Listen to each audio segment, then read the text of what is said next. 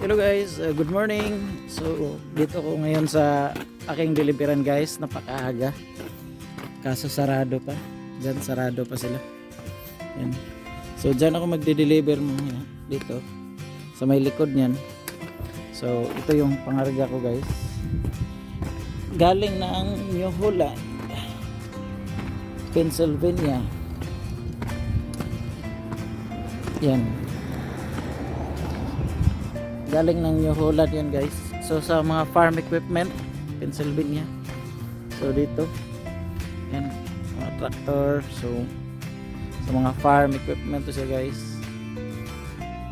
Yan, New Holland. So yung brand na New Holland guys, yung brand na New Holland is ano yan?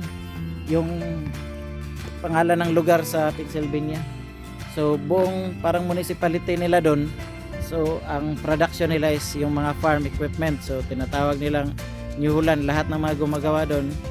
So malaki na factory doon ng mga farm equipment. So tinatawag nila yung brand ng yung lugar nila, yun ang ginagawang brand nila, pangalan New Holland.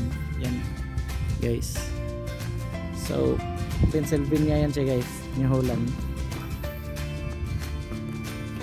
So anyway guys, bali tatlong bagsak to siya dito lang sa around Quebec.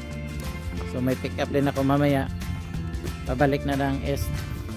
So ngayon maaga pa, ito naghintay lang muna ako kasi sarado pa eh.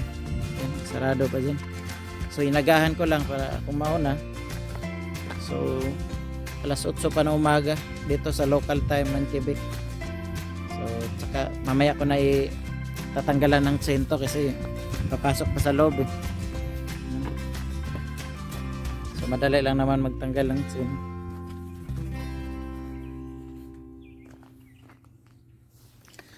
So guys, drive safe kayo dyan guys. Ingat parate. Bye bye.